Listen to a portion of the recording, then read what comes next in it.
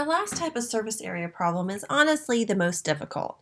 They're composite shapes. So composite shapes are where you have two of our three-dimensional shapes put together. So this is like an ice cream cone or snow cone.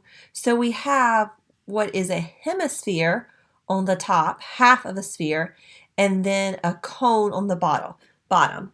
So I'm going to define the surface area for the hemisphere and then find the surface area for the cone and add those two shapes together. Now, the main thing to remember about composite shapes is every time you work a composite shape, you're going to have to change the formula. So if you see something with two shapes together, you automatically know you need to do something to the formula.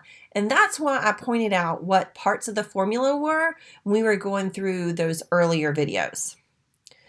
So to start with, it doesn't really matter which one we start with, but I did the hemisphere.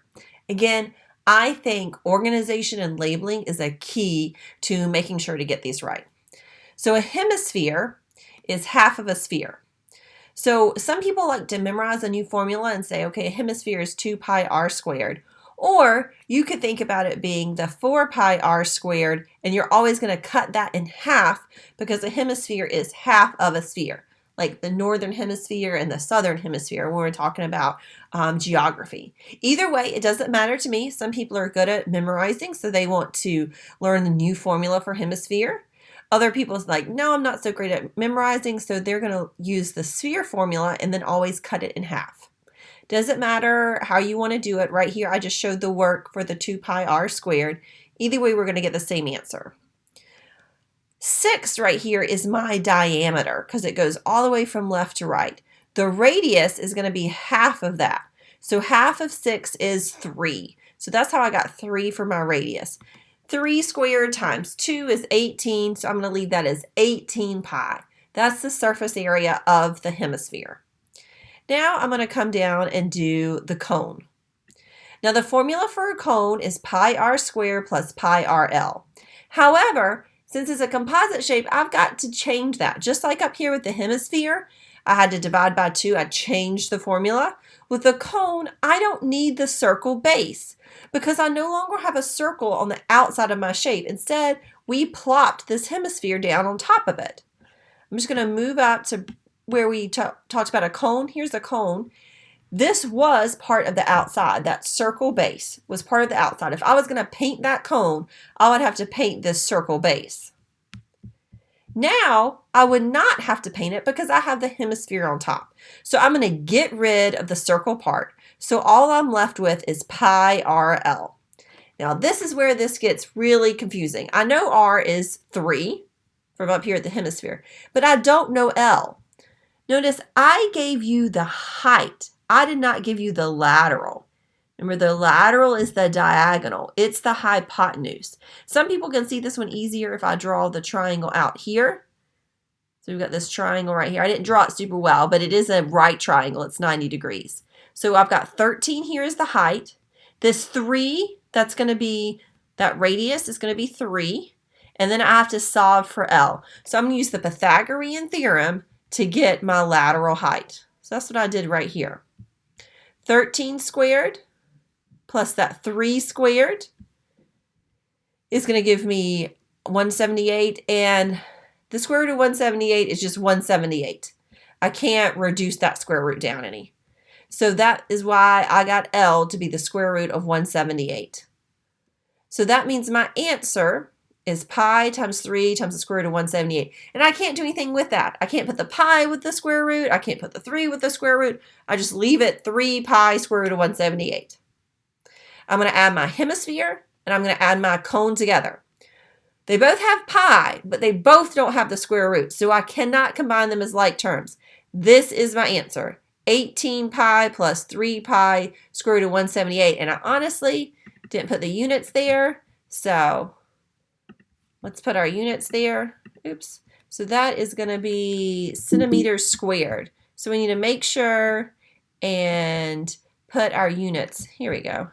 So let's put square centimeters, or centimeters squared, right there since I forgot it when I was writing this out. Now I've got another composite shape. This one's a cylinder with a hemisphere.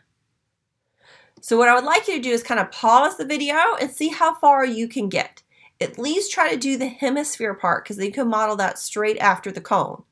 For the cylinder, you're going to have to think about what you need to get rid of in that formula. So go ahead and pause it, see if you can work this one out. And then once you kind of get stuck or you think you have an answer, come back and see how you did. All right, so let's see how you did.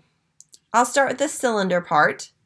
The cylinder formula is 2 pi r squared plus 2 pi rh. Remember, pi r squared is the circle. A cylinder has two circles, one on the bottom and one on the top.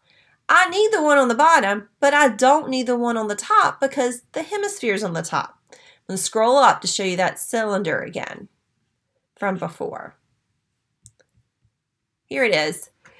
So we need the bottom piece, but on the top, I put a hemisphere. So this is no longer on the outside.